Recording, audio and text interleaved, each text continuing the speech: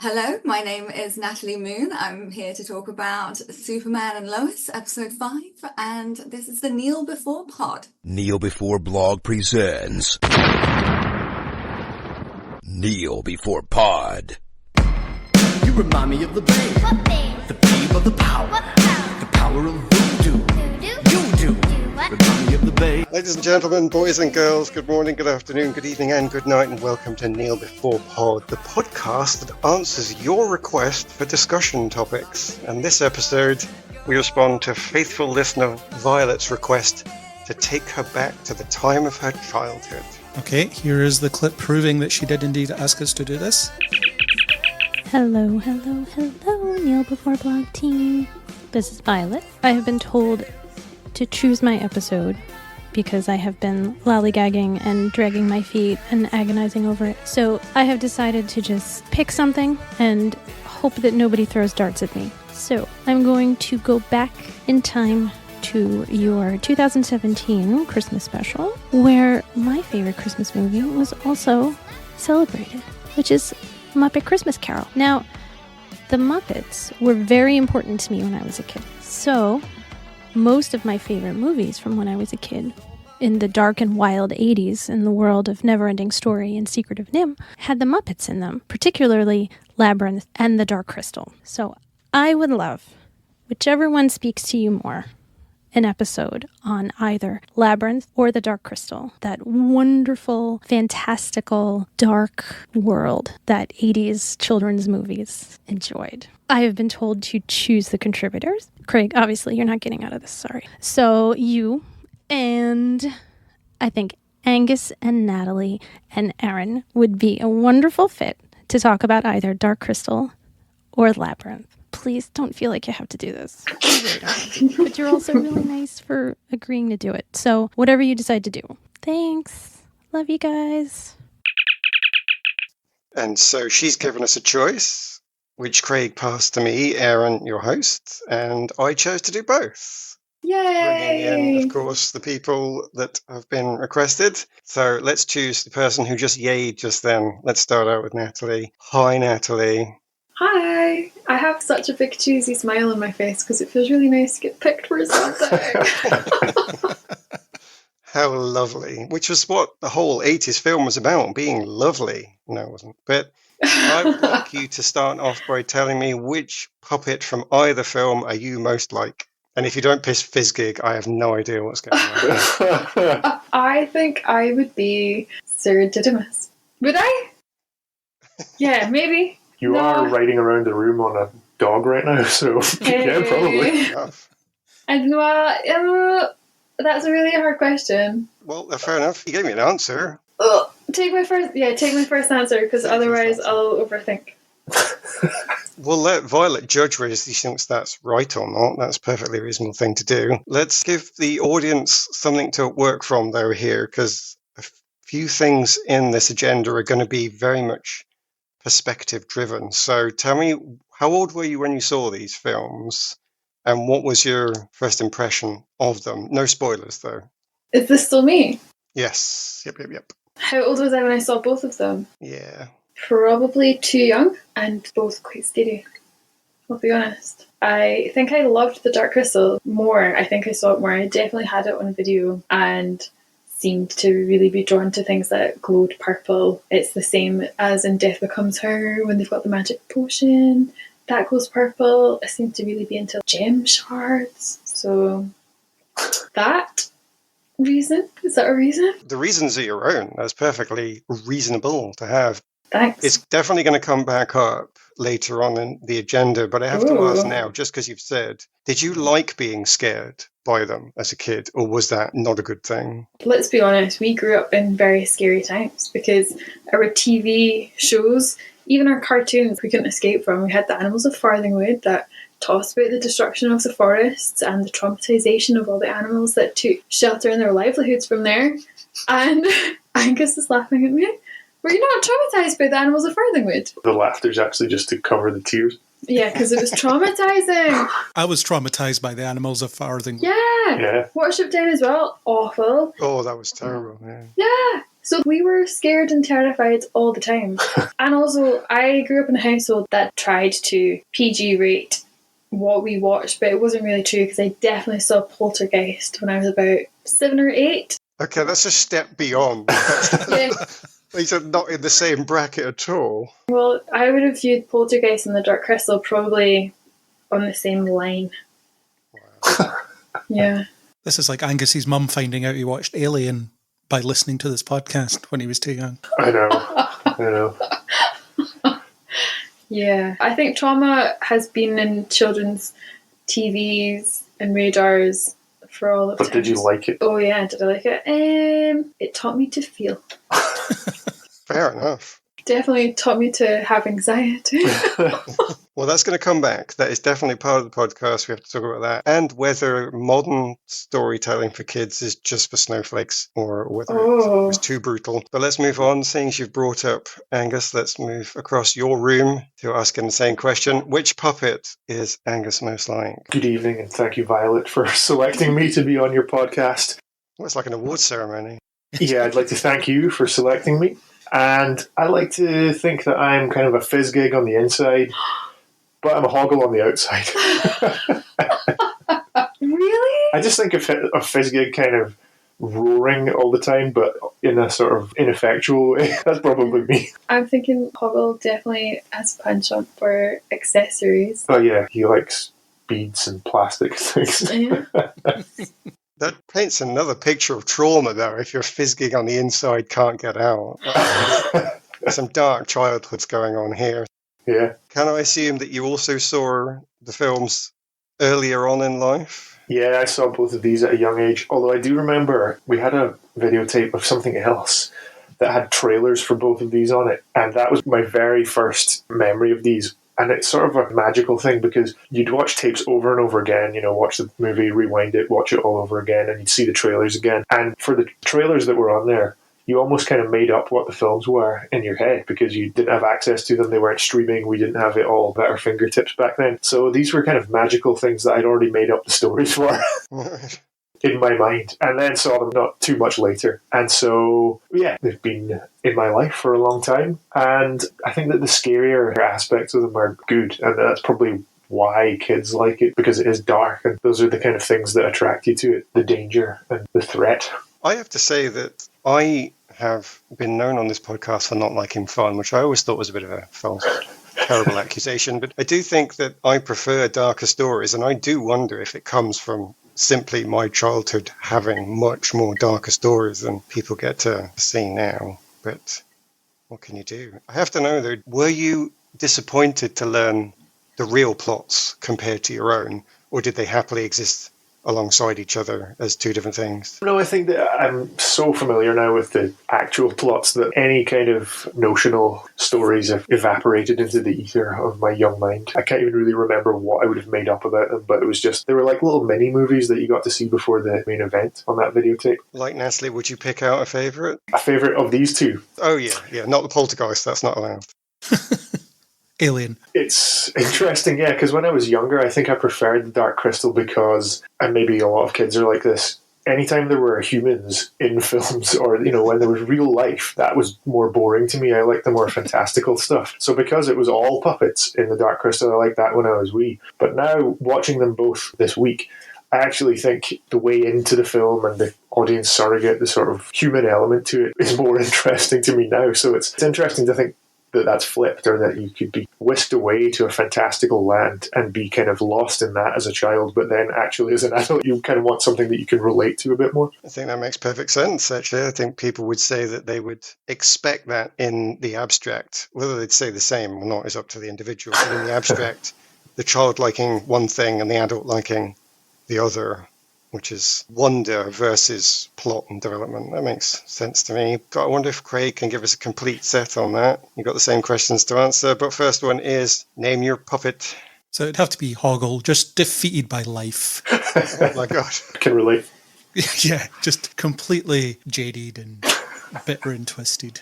To be fair, yeah. This is my spirit goblin, or whatever he is. He's Hoggle, that's what he is. All right, okay, I totally accept that. It makes a lot of sense to me. So we'll move straight on to, when did you see them and what were your impressions? So for Dark Crystal, I saw it for the first time this week. I'd never seen it before. Oh my god. We're recording on Thursday. The first time I saw it ever was on Tuesday, 2 days ago. And with Labyrinth, I had seen it once before Tuesday when I also watched it, but it was when I was like 19 and there was alcohol involved, so I didn't really remember it in detail. In terms of my impressions, I enjoyed Labyrinth, but I didn't really like Dark Crystal. And we'll have to come back to that, but I think honestly that matches with what Angus has said. They're totally different films. We'll have to analyse it, but without having that childish connection to it, one of my questions later on is going to be, can you actually bond with the Dark Crystal? I won't ask you which one your favourite was then, because that was easy, although I will say I've never done a drinking game to the Labyrinth, so maybe I should. It wasn't really a drinking game, it was just, it was on while we were drinking. Oh, okay. It's still not what you imagine. You're sort of virile young men going and watching. Well, your imagination's already flawed with that. All right, okay. Think of a group of hoggles all having a drink together. That's probably more accurate. It's a different picture. Yeah, it's a totally different picture. Fair enough. I do wonder who Aaron's going to pick as your puppet, because if I'm surrounded by a whole bunch of hoggles, I don't know if I can handle it. No, I can't be Hoggle. I know who I, as an adult looking back, would want to be, but that person's already been picked, so I can't do that. Oh, who? Well, you already picked Didymus. Oh, well, you could have Didymus if you want, because I think I'm going to change. Are you going to change? All right, give me Didymus then. Because I could totally be that very British person who is slightly clueless, but nonetheless very enthusiastic about the way things have to be. I'd love to have been that. Who are you going to change to then? When you guys were talking about it and that change in perspective, growing up, I certainly wanted to be Kira, because I was like, oh my god, a beautiful girl thing. But watching it now, I'm like, oh my god, I want to be. Is it Ogra? Is that how you say her name? Yeah. She's amazing. She's like the classic mystical hag. I think I'm aspiring to be You're in hag-like. your mystical hag era. 100%. Yeah. So I release Sir Didymus into your clutches. That's nice. As the Goblin King that I might be in this perspective, my clutches will take that quite happily. I can see you as Ogra, though. I really can. Thank you. Yeah, I mean, she's wise. She's got a cool setup. And she's got one of the best lines in the film, which we'll have to come to as one of the highlights. Okay. Unless you can guess it. No. No, okay, fair enough. All right, we'll come back to that then. Let's breach the barrier on this, though, and head back to the 80s, I think. With all of our puppets lined up and ready to go, we should break out the KBP time machine that may or may not have been used. We have no idea. Everyone in, please. But before we go, you get one warning, your only warning, that there are two phrases that can get you into trouble in the podcast ahead. I can't utter them, and neither should you. But consider yourself warned. There are consequences to both of those phrases. So, Craig, if you wouldn't mind turning on the time machine for me. Of course. And as we go back, I would love you to imagine another world, another time.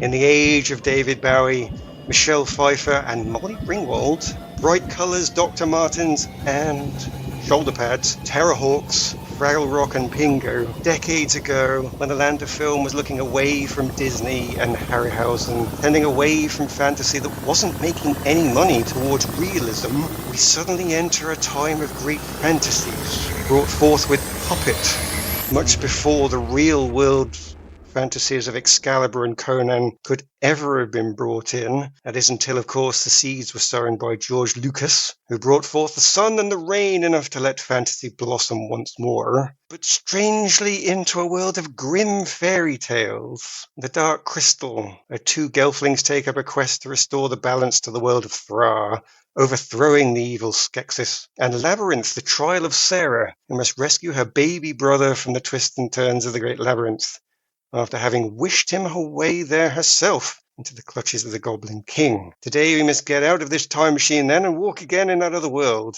We must brave the dangers of nostalgia and look deep into the heart of these films. Today we must analyse the darker themes of the 80s. Did everybody make it back to the 80s okay? Craig, you still here? More or less. More or less. Not too hoggle, not feeling too dark. No, I was already there, so couldn't get any worse. All right, okay, fair enough. In that case, back here in the 80s, I need you to tell me your most memorable point from both films, please. Good or bad, actually. Hate or love is available here in the darkness of the 80s. Where would you like to begin? Ooh, most memorable moment. Memorable moment, good or bad? I'll get it out of the way before someone poaches it, but the David Bowie or Bowie codpiece. I know it's the first thing everybody will think of when they think of Labyrinth, and it was my abiding memory. There it was. I can honestly say it was not my abiding memory and not the first thing I would have gone to, but fair enough. Did you tell me whether that was good or bad, though? I do need to ask. I haven't decided. Okay. It's just memorable, I'll give it that. Just memorable. Okay. I'm going to want an answer by the end of this. I need you to declare good or bad. I really do. But I'll let you come back to it. What about the Dark Crystal? I actually don't find the Dark Crystal all that memorable. There's something about it just didn't grab me heavily. I think it was the fairly standard fetch quest, hero's journey type plot. I suppose I could say the world building and the puppetry was excellent. So let's go with that. I think that's what people normally quote from it. They reviewed badly, both of them did. But even at the time, the reviews said the puppetry was amazing. So that's totally fine. I am definitely going to want to bring you back to that not being memorable, though. Certainly the perspective of the adult. That's going to be one of my prime talking points. Might use you for that one. Let's see what Natalie wants to bring in. Most memorable point, whichever one first, good or bad? For the Dark Crystal, the one scene I think that's always stuck with me since I saw it when I was younger is probably when Aughra's place gets broken into. I don't know why. I think I found it traumatizing, but when that starts getting destroyed, I just remember having this feeling of intense danger. Seeing that planetarium getting smashed up. Oh my god, honestly. It's pretty traumatic. And then I think my memory from Labyrinth, the more we talk about this and the more I think about this, I actually think I was older the first time I saw it. Still younger in terms of I think I was a teenager. I wasn't a child like I was with Dark Crystal, but I think my memory of Labyrinth has been forever disrupted by the fact that I had a weird moment when I was watching it. When did we watch Labyrinth? Yesterday. Yes. I had a moment when I thought, oh my god, why does David Bowie remind me of David Brent? Oh, It led us on a little bit of a journey where we ended up listening to a whole bunch of new wave romantic 80s music and their music videos, which were fantastic. Got a few new favourites, but because Ricky Gervais was in a band in the 80s. He was, yeah. And I just had this weird feeling that, I don't know how to describe it, but basically my viewing of it now is that David Bowie is now Ricky Gervais.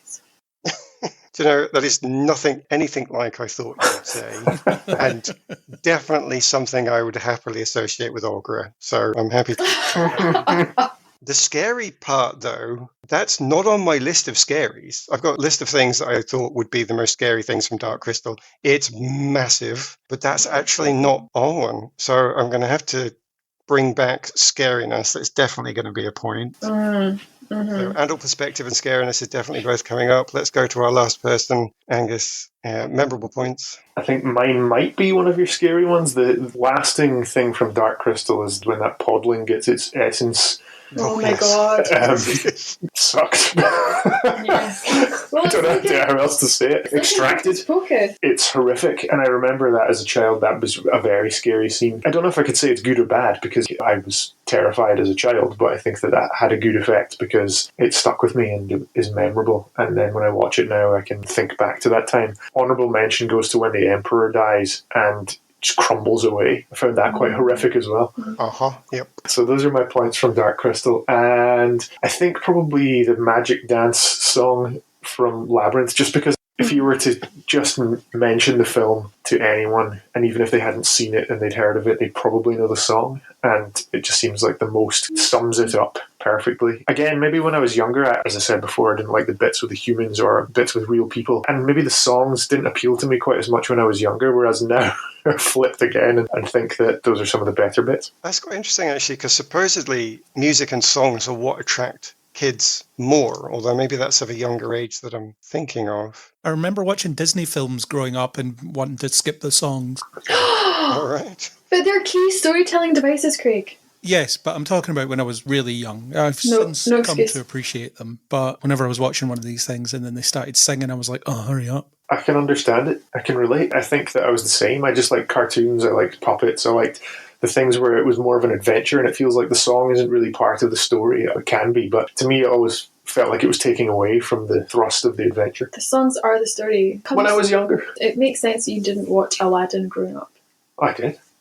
Then how would you say that? They're key storytelling devices. I still agree with Craig and think that when I was a particular age, I just liked to see people probably running and jumping and sliding down things. And He says it one jump ahead of the... I don't know the words. well. She doesn't know the words of that key storytelling device. Do. Point well made. These guys don't appreciate it. I'm broke. It unfortunately undermines what I was about to say as well, which is that I think Aladdin was, in theory, I was going to say one of the better examples of moving the plot on of song, but clearly not. I'm not saying it can't be done or that my young self didn't appreciate all songs in films. I'm just saying that at a certain point, I preferred the action scenes. Oh my gosh. That, oh my gosh, is that in response to your husband or something else?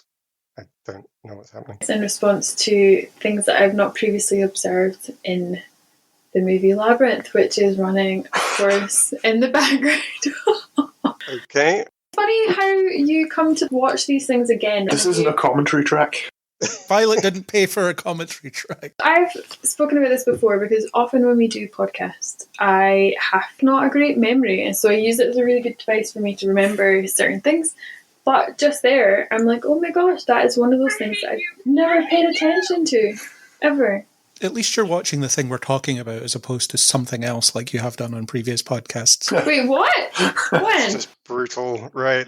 Let's not go anywhere near that. What I will say, though, is actually, this is exactly what Violet asked for. She knows who Natalie is. She knows what she wants. She asked for this. Yeah. So I'm saying, yeah, she is getting exactly what she wanted here. You get what you pay for. Hey, but I would say if Craig were to watch Labyrinth again, probably would see different things. Most likely. But I'm not going to do it right now. I'm going to participate in this podcast. Depends how fixated you are on David Bowie's codpiece. Is it Bowie or Bowie? Because I've never actually internalized that. Bowie. I honestly don't know. So I think it is what you need it to be right now. I think you can declare it. Whilst you're contemplating the codpiece, you can contemplate his name as well.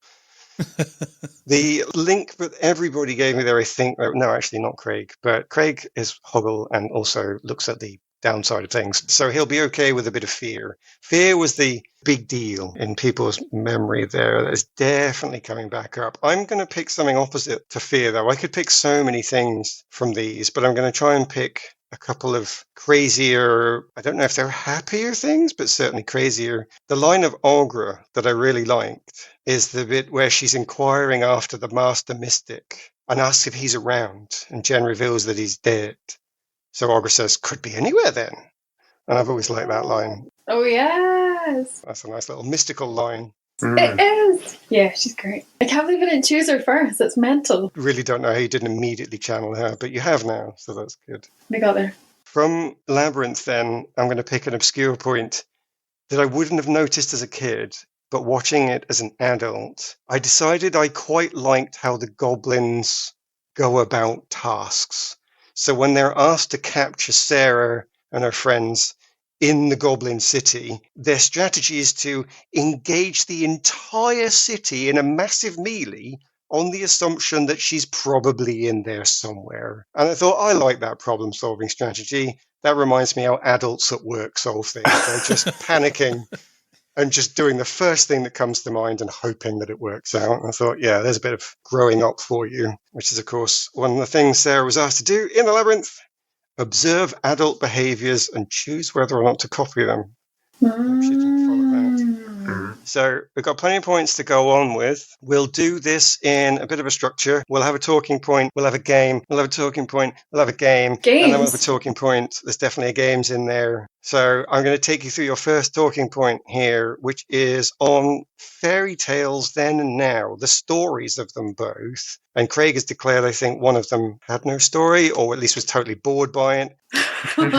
And Angus has said one of them had less of a story than the other, which I think is reasonable. I think we should potentially start actually with that story idea, though. So the Labyrinth is known for having a consistent story, or at least some people think it does, whereas the Dark Crystal seems to be more of a very traditional tale about some person has to step up and do what's right. Would you say that the Dark Crystal does at least manage to get that as a story, or does it not even make it there for you as an adult watching back? It's The Lion King. It's The Lion King, okay. And I also have to say, I don't know how I feel about a story being described as a lesser story or having less, I don't know, story qualities in a story. A story's a story. So I don't know how I feel about that. Well, I've just used the wrong words. It's less involved, it's less complicated, it's more simplistic. It's no less valid as a story, but the Labyrinth is known for having a theme, a meaning, whereas the Dark Crystal,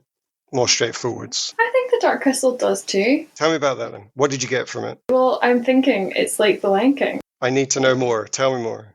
Well, if you think about it, the pride of lions gets disrupted and then overtaken by the hyenas, who are the evil influence, but they're being controlled by an evil lion who's related by blood. And then the remaining good lion finds its own crowd of people, which happens with the numerologist and stuff. And then, upon being given a quest of returning home or returning a shard to its point, it embarks on a quest. It comes upon another gelfling, we could call that gelfling Nala, and then they journey together to go and reclaim their rightful place in the land. So it's definitely a quest. It most definitely is that. Does the Lion King have themes, though, that you could pick up on? And does the Dark Crystal have themes, or is it a quest where they do stuff and that's the end of it? If it helps, the Lion King is basically Hamlet with lions. I don't think it's as close to that. I think it is more of that traditional hero's journey, call to action. Then there's a mystic witch or wizard, and you go through all these steps. And I think the fascinating part of it for kids is that it's very colourful. It's entirely puppeteered. It's in a fantastic land, and there's all kinds of amazing stuff happening all the time. Every scene has incredible puppetry and stuff. And I think that's probably what's more engaging for the young mind than the fact that it has to be a complex story or narrative. And I think that's why, as an adult, it doesn't hold up quite as much, because if you don't have the nostalgia propping it up for you, then there's less to cling on to. Ogra is like Rafiki, the oracle. Yeah. You need an oracle in your story. Who's Scar? Scar is the main Skeksis. Or maybe Chamberlain. just all the Chamberlain, or... I'm going to put that to Craig then. Does he agree? He watched it as an adult. Angus has raised a very important point. Nostalgia. Most of us have it. Craig doesn't. Do you agree with Angus's estimations there? I agree, it's a very simple story. It's basically the Joseph Campbell hero's journey, like I mentioned earlier, so it follows that structure. It does some slight variations on it along the way, but it basically follows that structure of a reluctant hero sets out, and by the end they're less of a reluctant hero and they achieve their goal. They solve the quest. They're where they need to be. But I found the characters a bit too simplistic and found the story a bit too by the numbers. But I can see why that would resonate with kids, because if it's a really simple story to follow, then you maybe more concentrate on the imagery and the puppetry and the way the characters are presented and all the jokes and so on. So I can see why it resonated with a certain demographic and achieved cult status after failing at the box office, according to everything I read. The funny thing is, it didn't fail at the box office. It made 10 million, but that was considered disappointing. One of the reasons Jim Henson was so bothered by what happened with it was actually the audience not really picking up as much as he'd hoped, as much as they might have done with the Muppets. And the fact that it was reviewed badly. So one of the reviewers said, it's a vapid, watered-down Tolkien, and really didn't think much of it from there. But I always thought that might have been a bad reviewer thinking if it's not Tolkien, it's not good. So the later reception of it probably would have been good for Henson if he could have seen it before he died. Unfortunately, he didn't get to see it, although his children did, which is good. From that reviewer point of view, maybe it just didn't resonate because it's not for that reviewer. It's not aimed at that age group as such, or it's not easy for that age group to necessarily resonate with it. Yeah. You get that a lot with films that are aimed at kids. They'll get reviewed badly. The stuff that's geared for very, very young kids, they'll get reviewed badly, but that's because it's a 40-year-old critic going to a screening of it and thinking, this is crap. It's not for me at all. But for its target audience, they'll love it. I mean, I've said too much about reviewing to you that you probably didn't want to hear, but that is one of my massive problems with critics. If they can't step out of themselves, then I don't see necessarily value in them. But what are you going to do? Let's pick up the other side of that critique then, because The Labyrinth also didn't review well. Incredible craft, but the story was thought to be bad. There's no consequences for Sarah. Putting a baby in peril betrays the goodwill generated by puppetry in the past. A lot of the reviewers thought the whole thing, Labyrinth, was bad. One of those ones I do want to pick up on is there's no story to it. Is there anybody that can defend The Labyrinth and say, no, it definitely does have a story? Maybe I'd go to Angus for that, actually, because I think he said that he thought it did. Yeah, it's interesting because there definitely seems to be more of a story, more of something to sink your teeth into as an adult watching Labyrinth than watching Dark Crystal. But it's also interesting to wonder what the lessons are that Penny from Top Gun Maverick is learning as she's going through the Labyrinth. Because a lot of the time you think it's about coming of age or growing up and learning to live in an adult world, transitioning from being a child into being an adult. But I don't know if she learns all the right lessons. It's a journey. Yeah. But then at the end, she still has her friends. She doesn't leave those childish things behind, she says. But maybe that is a good lesson, that you always have your friends with you and that you can lean on them when you're in trouble. And your friends can be puppets. Your friends can be puppets. The lessons are sort of uncomfortable as well. They're the uncomfortable truths of adulthood that you just have to accept as it's the way it is. I think that's one of the lines in the films where she says it's not fair, but that's the way it is. So I think that maybe contributed to some of the sketchy feelings about it at the time, maybe, as in it's this potential fairy tale thing, but it's not actually telling you everything's amazing. It's telling you adulthood kind of sucks, but you can't avoid it. It's telling you how much of a downer life is. Yeah, but fairy tales have always done that. They don't truly have happy endings. We change them. We change them to be happy endings because we can handle how much of a downer the traditional stories were.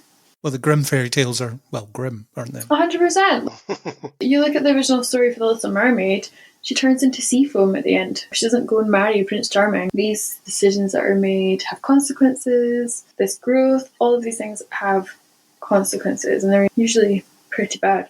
I'd written down a few things about Labyrinth that it made me think of, and obviously those are a lot of other stories that I think we would have all grown up watching or were just aware of, but definitely Wizard of Oz, Alice, classic, and then I was just thinking about Peter Pan, she's Wendy. All of these stories of, I guess, a girl on a journey into adolescence, and then it made me think of how it's also got a little element of Valerie and her Week of Wonders mixed in as well, which is a wonderfully weird 70s. I'm going to say Czech film?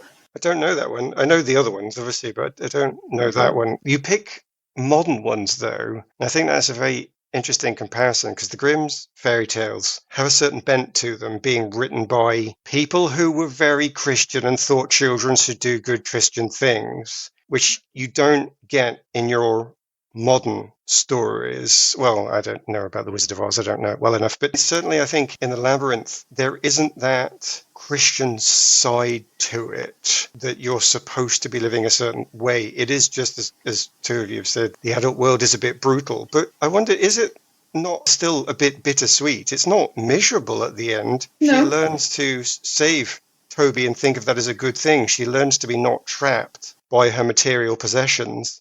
But she says, I'm not prepared to give up my childlike sense of wonder. I still want my imagination now and again. And if you follow the thought that this is from her imagination, she's not really going back to her childhood. She's just keeping those elements of it. So I might have to go back to Angus on that. Does that make sense to you? Would you agree with that? Or are you stuck on the idea, no, she definitely had a miserable time of it and she failed to learn a lesson and she went back to her childhood in the end?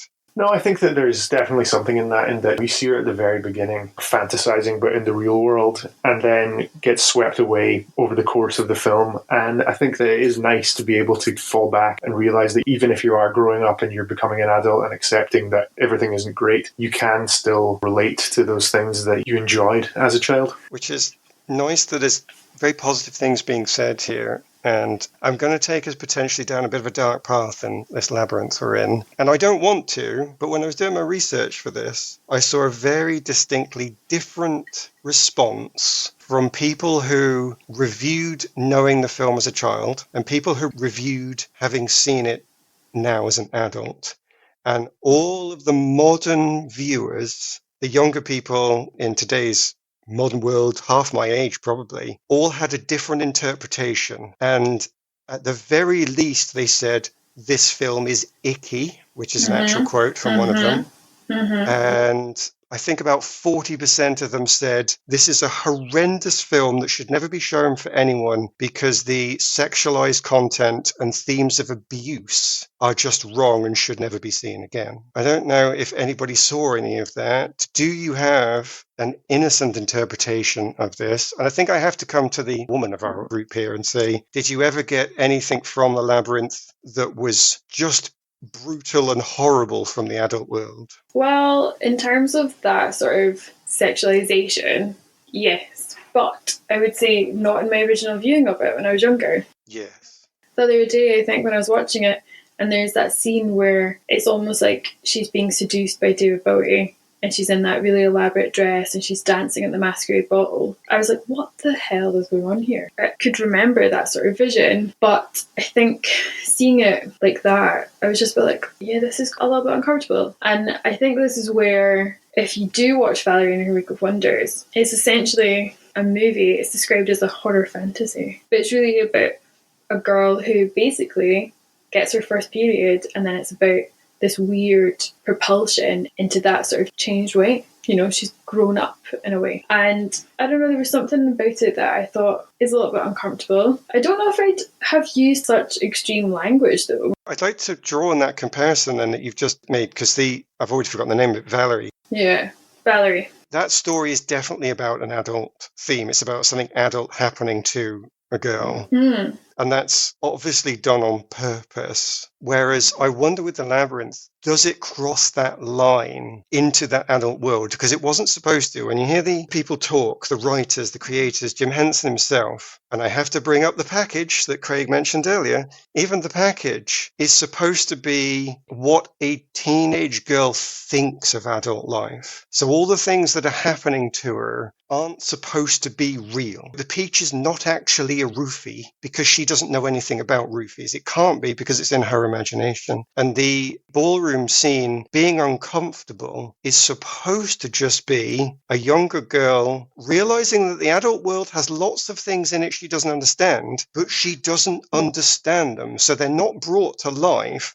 Nobody is actually doing anything horrible to her because she is fortunate enough to have not dealt with any of that and she's not bringing it in. It's more about the fear of the unknown. It's more about the fear of that adult world that she's not properly experienced yet. So Valerie's story is definitely crossing the line into, this is an adult thing happening to me. It's happening right now, and I am now an adult whether I like it or not. Would you say that you thought Labyrinth crossed the line into that adulthood?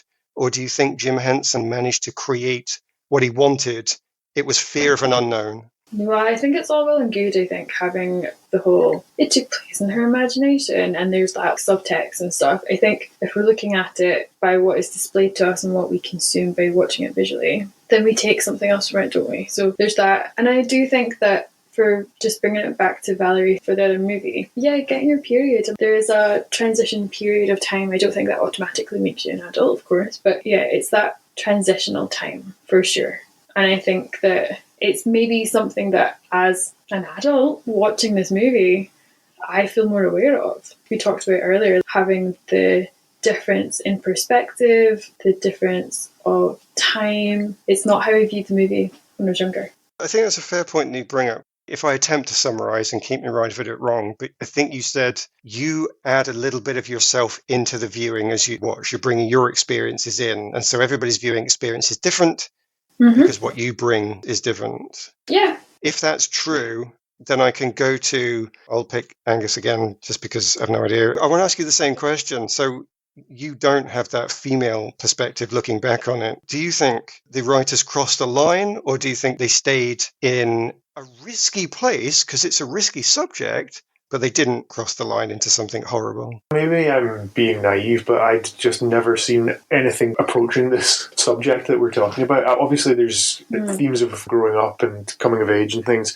That's part and parcel of it. But I think maybe just because I'd seen it when I was a lot younger, I always just brought a lot of innocence to a viewing of it. Obviously, casting David Bowie, who is kind of a sex symbol and brings his own, not baggage, but he's bringing his career behind him to the role as well. So that's interesting. I wonder if people would feel differently if it was a puppet that was the king of the goblins. But then, as you say, it's a sort of Peter Pan, Captain Hook sort of thing. There's always got to be a human antagonist. Like it would have to be an adult rather than someone her age. Yeah, or even a puppet, because then it's a different kind of relationship that you've got with it. It's almost like somebody from the real world that you're pitted against. But I've never, again, it's maybe naive, I've never really seen him as something outside of the world of the Goblin City and the Labyrinth. He, for me, exists in it, and he's not really a sexual character, although I take your points about that is part of the coming of age story, and maybe if I had been a young girl watching this or a teenage girl watching this, maybe I would have picked up on different things there. I think it's fair to say that the villain of the piece, the antagonist of the piece, had to be an adult, because you're not going to get the lure and the danger of the adult world together in one please forgive me package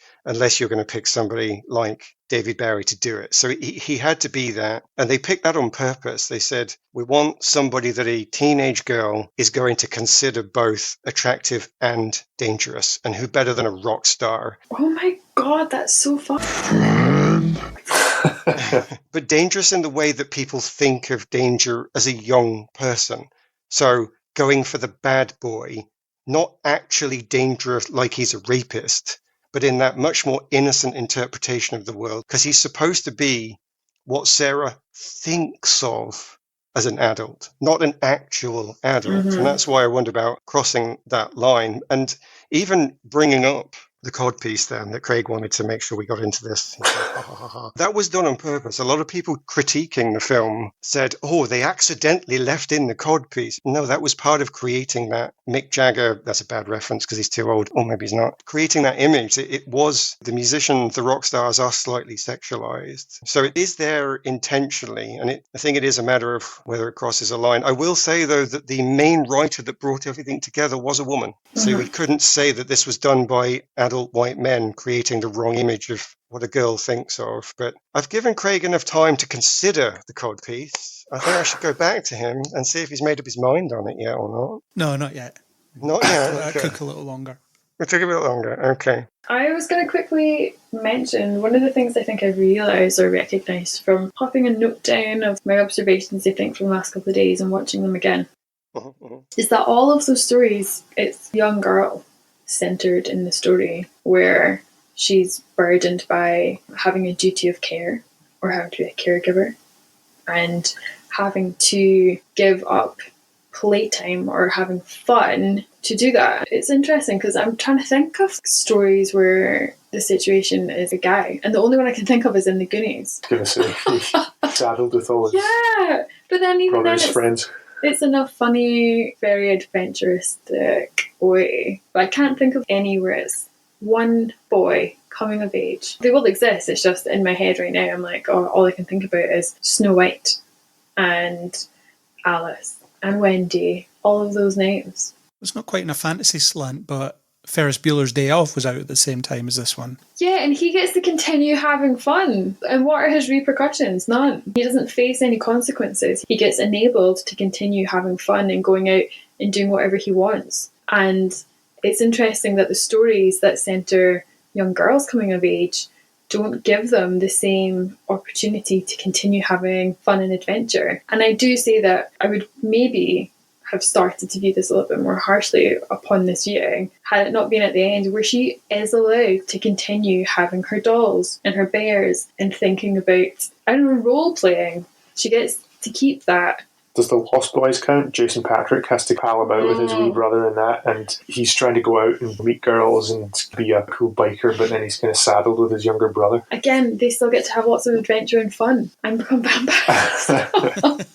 Before we move on to more adventure and fun with the first game, then, I will just throw one thing back at you. Things you brought up, these ideas of where are the genders trapped. The Dark Crystal has been accused of being very gender specific in its traditional setup. So Jen has a very specific role to perform. Kira has a very specific role to perform. Did that come across as problematic for you then when you were watching it, or did you not notice? I actually think they feel quite non-specific. Do they ever say, oh, you're a boy girlfriend and you're a girl girlfriend? Yes, they do. Do they? Very specifically. Wait, yes. did they have a kiss? And I've completely forgotten. No. All the girls have wings and men don't. Oh, okay. He's surprised by her wings, and he says, you have wings. Why don't I have wings? Or do I have wings? And she says, no, you're a boy. Okay. Well, before I remembered that scene, I definitely thought it was a bit more ambiguous. I think that their features and everything are all very similar, so I think that you could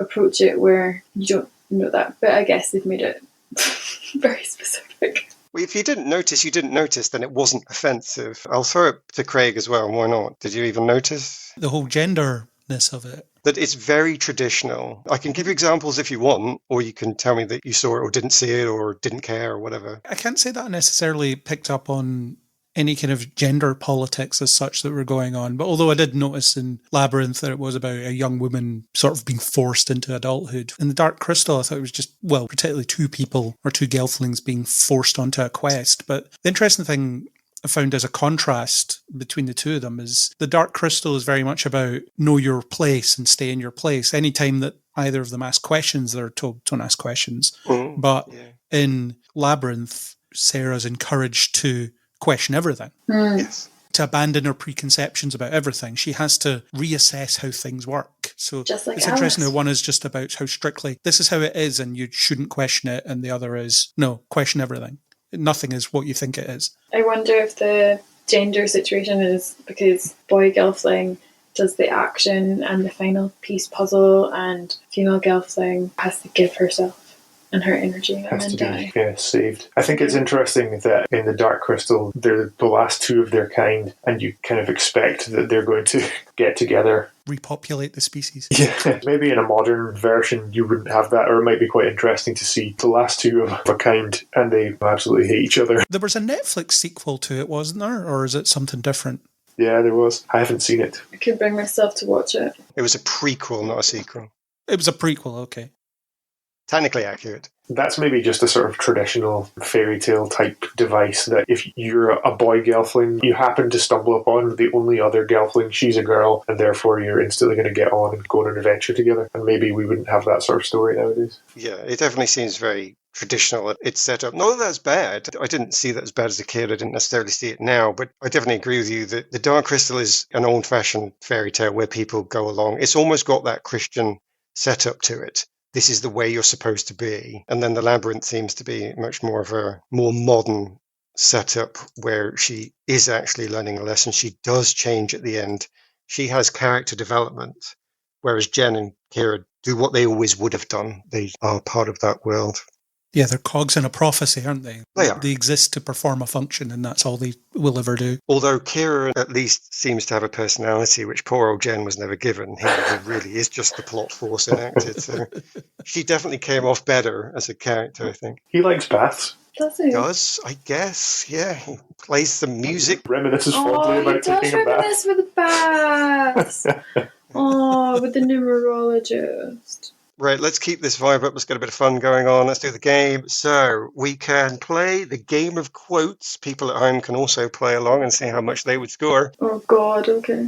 You can either play this Jeopardy style, where you choose a character each time differently, or you can pick one of the characters and see how far you can get down the ladder yourself. What would you prefer to play? Oh, my God, I don't know. But I'm not good at remembering names of things. I will be generous, as generous would always be, though.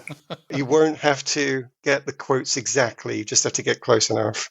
Oh, okay. Craig, you're in charge. Are we playing Jeopardy or are we playing character fixed? Let's go with the second one. So you have to choose a character. So one of you is Hoggle, one of you is Didymus, one of you is Jareth. Okay. Right, Natalie, I heard your voice last. So who do you want to be? Do you want to be Hoggle, Didymus, or Jareth? I can tell you which one I think is the easiest and which is the hardest, if you like. Didymus. I think Didymus is the easiest. That's fair enough. All right.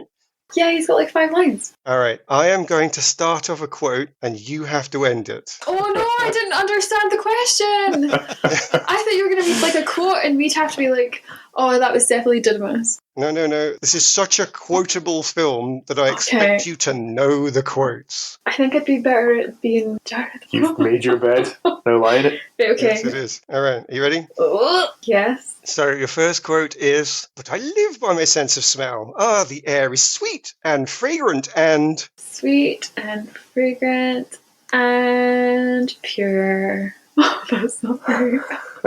It's sweet and fragrant and... Nope, that's a fail. Anybody want to steal? Damn. It's sweet and fragrant and... Nope, and none may cross without my permission. And none may cross without my permission. Damn it. Angus, I heard your voice then as well, so you get to pick Hoggle or Jareth. I think Hoggle is really frickin' difficult, by the way. Okay, I'm going to go Jared. Thank you. Okay, let's give you an easy one, I think. Okay, let's. And Hoggle, if she ever kisses you, I'll... Oh, I know this one. Cut your heart out with a spoon. I would like to say that you didn't even get the right decade with that, I don't think. Well, you'll turn him into a prince. I'll turn you into a prince. I'll turn you into a prince. That's a steal for Didymus. Oh, Damn of it. eternal stench. He'll be the prince of the bog. I'll turn you into a prince. You will. Into the land of... Prince of the land of stench. So that counts as it. Right, Hoggle. You are Hoggle. You said you were Hoggle. You remain Hoggle. And you've probably seen the film twice, so it's a bit harsh, but what can you do? I'm going to find one that is the easiest on this list. That's probably really brutally difficult. Give him all stuff. You have to understand my position. I'm a... Guide? Steal, coward. Oh, I was going to say that. Steal has been done again. Coward, can you give me any more? You're right. Say it again. See, you have to understand my position. I'm a coward. Coward and a loser and a really bad friend. I'm no one's friend. No, I give you the point anyway. I'm a coward and Jareth scares me. Yeah, What yeah. kind of position is that? No position. That's my point. So 2 steals. You've managed to get everybody but Didymus. Well done. Whoops. Let's have a second round. We might do 3 rounds. We'll certainly do 2. Let's do another one. This is fun. So let's give you a slightly harder one here because you're doing so well. Yeah. I don't see why we have to be so quiet. I don't see why we have to be so quiet. Can you paint the scene for me? This scene is the answer, so no, I can't. Right, okay, hold on. Right, say it again. I don't see why we have to be so quiet. I don't see why we have to be so quiet. Because it's a literal riot? Nope, I'm afraid that's not it. I don't know if anybody can steal. This was the harder one on purpose. Absolutely not. It's only a goblin city. Oh, damn it. That's one of the harder ones. There's much easier ones than that in Didymus. I was giving you the hard one on purpose. Right, Jareth, you're up. Yes. Let's give you the slightly easier one, I think. Nothing? Nothing? Nothing? Dance? Magic dance? I mean, it's on point. It's kind of the right sort of word. Oh, I know. Something about a crystal ball. I've got my hand up. Go on. Wait, does Craig know it though? Nope. This might not be right. Okay. Nothing. I've given you everything that you've asked for. Oh, different part of the film. It's nothing, tra-la-la. Almost worth a half point for coming up with music and dance, because I think a half word is right. Let's go back to Hoggle. I will happily take a half point. Good grief, this is going to be hard. What to see? I'm not sure I can really make it easy, but shall I give you a bit of a hint? The start of the film. Well, what did you expect right at the start? Pass. I've no idea. Of Hoggle? Of Hoggle, yeah. When he's having a pee. It's just after the peeing. Well, what did you expect? I'm a Hoggle? Oh, what did you expect? It's a fairy. It is. It's a point, I think. That's close enough. Let's be generous. What did you expect fairies to do? Yeah, that's right. That's not bad. It gets on the leaderboard with a point. Damn. Where are we now? Back to Didymus. Last round. Last one here. All right, Didymus. This is one of my personal favourites, so we have to use it. Ambrosius, if you don't turn around this second... I'm not giving you breakfast. I'm not feeding you anything ever again. Close enough. I will never feed you again. Ah. That one. Oh, you do this. Oh, thanks. Jareth, I'm not sure if you've scored yet, actually. I've got a half point, thank you. You got a He half just doesn't point. like that we're playing a game and he's not just winning somehow. Yeah. Okay.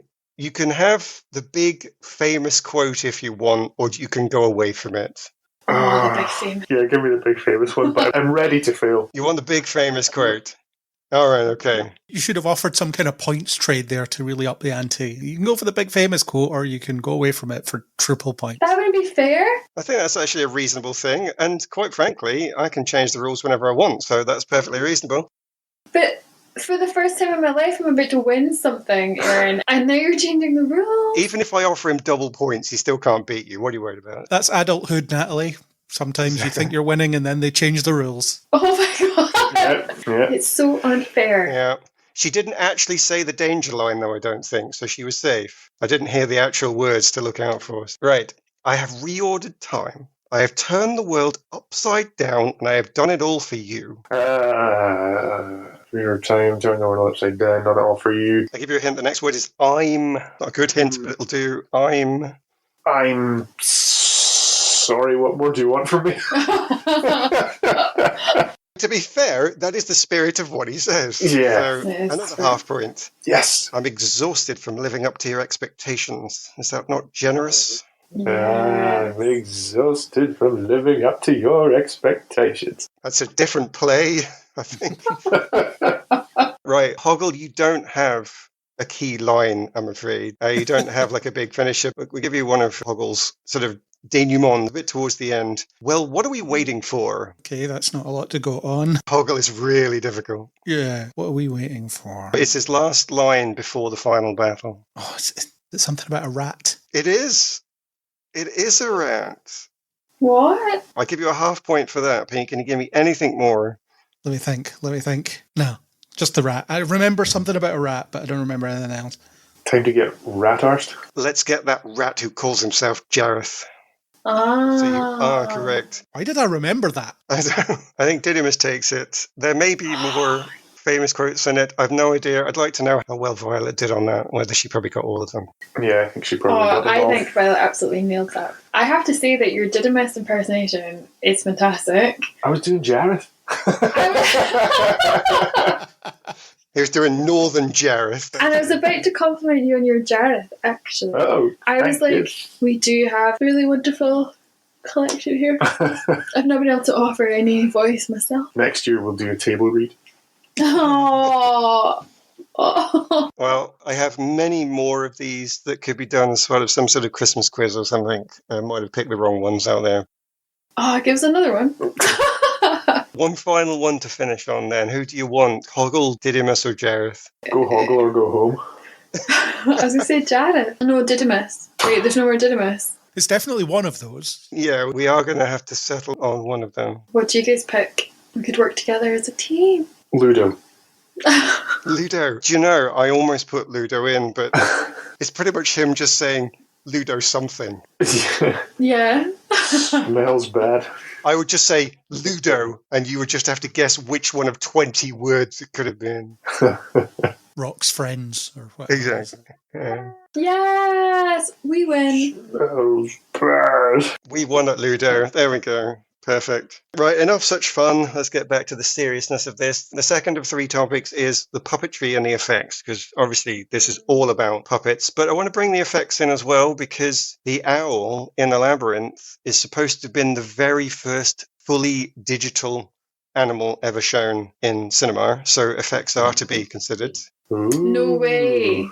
Yeah, and obviously one of the Dark Crystal's main points was its puppetry, and even the critics praised the puppets. There was something that seemed like everybody agreed upon, but the one thing that they didn't necessarily agree on was what Henson intended. So when he puts together these stories, both of them, he thought that puppets would open up new angles of storytelling, specifically to the adult audience, that hadn't been accessed before. And I want to come back. Let's go to Craig. I think I haven't led with Craig for any of the previous ones. So do you think adults can enjoy puppets in storytelling? Obviously, they can enjoy their kids liking it. They can enjoy comedy. Everybody likes a bit of Elmo. But can adults enjoy puppets as serious drama? Yeah, I think so. There are some adult puppet things, actually. Can't think of any examples, but I know there are adult-skewed puppet shows. And yeah, I think that adults can easily enjoy it. A slightly different type of puppeteering would be things like Thunderbirds and stuff. I think they were enjoyed by a lot of adults. So I think if they made a film with all puppets now, I think adults could enjoy it, yeah. It might be seen as a bit of a throwback as well, so it could be one of those. I mean, there's things like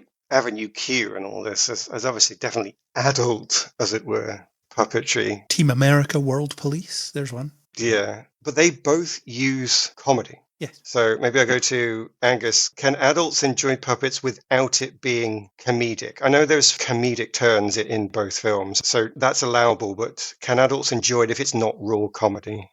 I think it would be difficult to pull that off, because as we were watching these films, I was just kind of marveling at the amount of puppetry and physical effects and things, and thinking about however many other films from this era that you could just go back and have that great nostalgic feeling watching. And there's so much that different bits of these remind me of other films, and maybe it was because I was young and mixing things up and assigning different bits to other films and things, and then you watch it and think, oh no, that was in this, and the other part was in Return to Oz, or it was in The Neverending Story or something. And so I think adults now, well, people who grew up with that era of filmmaking would always be reminded of that. And the more comedic side, I think, and that whole Muppet era is just so difficult to escape from when you see this sort of thing. I'm sure it can be done, because anything can be done. There are people far cleverer than me that could put something on screen and make a success of it. But I just feel as if it would be really difficult, especially with a fully puppeteered film like The Dark Crystal. I think it would be really difficult to pull something like that off if it were intended for adults and if it weren't comedic like Team America. I think adults might be drawn to the tangibility of it, though, because there's a lot of criticism of soulless CGI in modern films, the idea that you're not really looking at anything, you're just looking at some kind of computer generated backdrop and it's so lifeless. But if you can see the effort that went into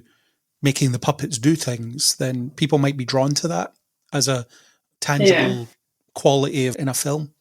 I think that's like a massive part of contemporary art and how people acknowledge contemporary art and historic pieces, where they say, oh, I can clearly see someone has spent all of this time on it, and so that immediately feels like you need to give that higher appreciation rather than maybe getting across a particular concept or idea or a thought. I think it would have to be quite far removed from the Henson sort of era, Muppets, Sesame Street, that sort of thing, because I think you could maybe try and do it with something that was so different that it didn't remind you of these sorts of things. I think it's just that sort of association with this, and the George Lucas, Jim Henson, all that kind of era is so closely tied into so many different films and so many different people's nostalgic memories of them. Thinking of some of these more serious films that use CGI characters, if you were to substitute that out for puppetry, would that work?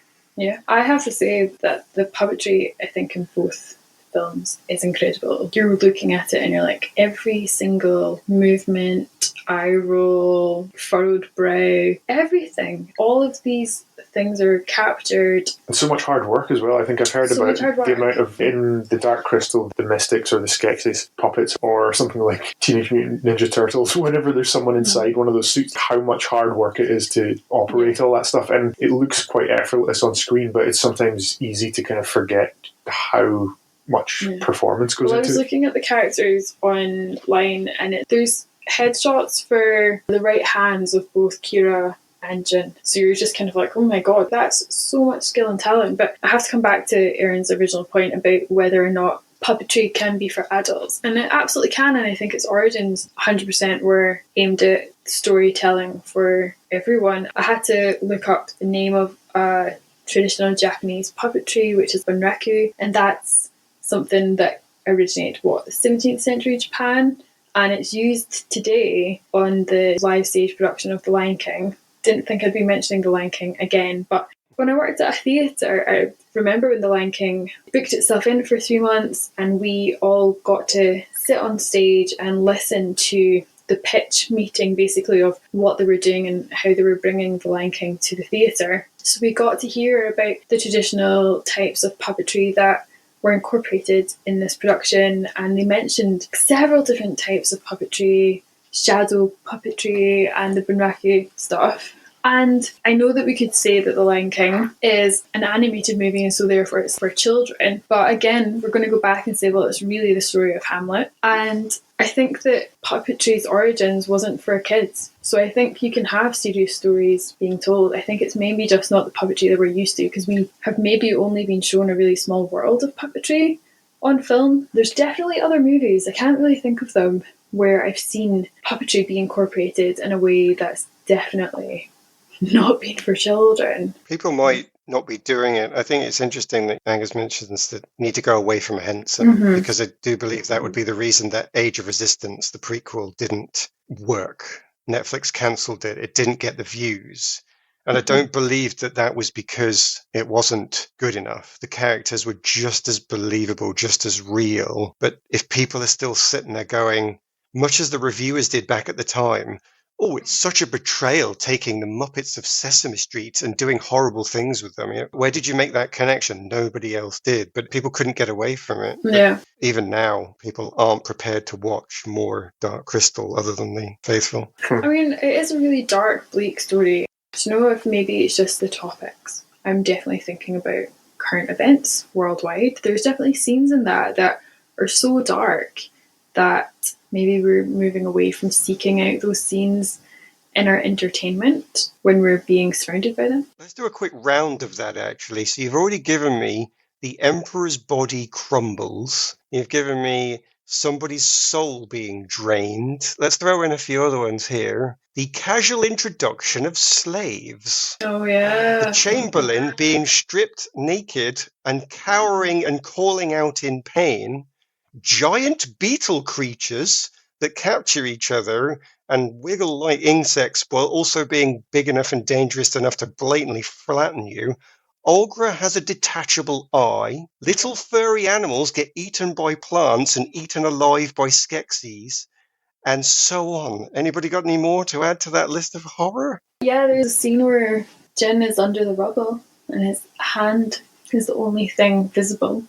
I found that incredibly upsetting because of our news. When the Skeksis that falls into the pit Oh my god! Yeah. burns up, and then the equivalent mystic, is incinerated as well. That's quite horrific for kids. Yeah, although that does sort of gently glitter away. It does.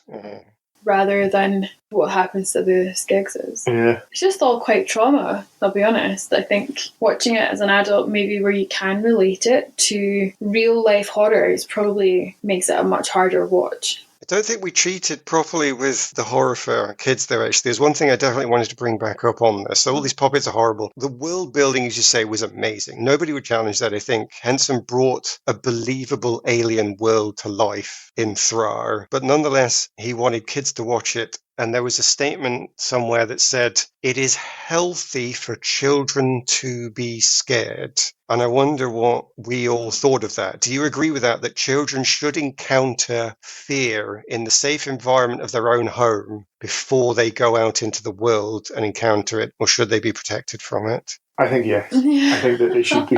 Now, I stacked that odds against you, actually. To be fair, I put my own opinion in that. So by all means, challenge me, because I really led you down a specific path I wanted to go down.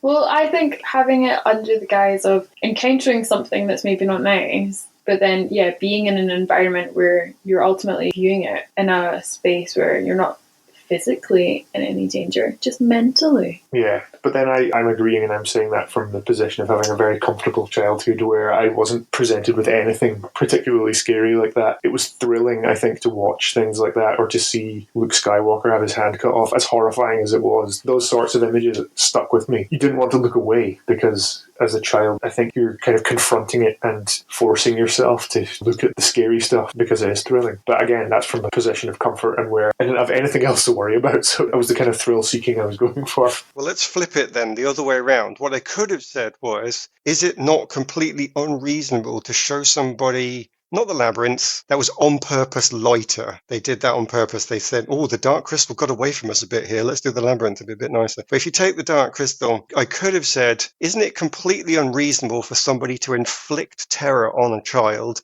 knowing that it will colour them for life it could go into their dreams and their nightmares, and they might get an unhealthy attachment to fear because it was too strong too early for them. How does that argument play out? Yeah, but also this is why you should have an adult helping you through that, or guiding you through that, or making the decision of whether you're in a position as a young child to handle that sort of thing. That's why we've got the British Board of Film Classifications making age ratings. When I was watching The Dark Crystal, I did wonder, is it a U? Is it a PG? What is it? Because I definitely was watching it like, who was this made for? And who is the audience? Because I definitely watched it as a kid, but I remember thinking I was too young to be watching it. But I remember finding that exciting, because then you're like, oh, I get to watch something that, again, is maybe propelling you into the next age of your transformative growth by watching something that maybe you're not supposed to. It's scary, but then there's lots of things that are scary, which I've already mentioned, that were particularly for children. Animals of Farlingwood was definitely for children. And I would say the fear it's been the fear of humankind, and that's definitely not gone away or changed because we're destroying our planet. And that has been presented to children in cartoons since the 90s. At the very minimum. Yeah, before then. I think it's fair to say that children do need introduced to the adult world, because even if I take away the Christian influence of Grimm's fairy tales, there was still an element of, don't go into the forest, you're going to get eaten. You little idiot, don't do that. It did have some value to it to try and teach children to beware, and don't think everything's so nice.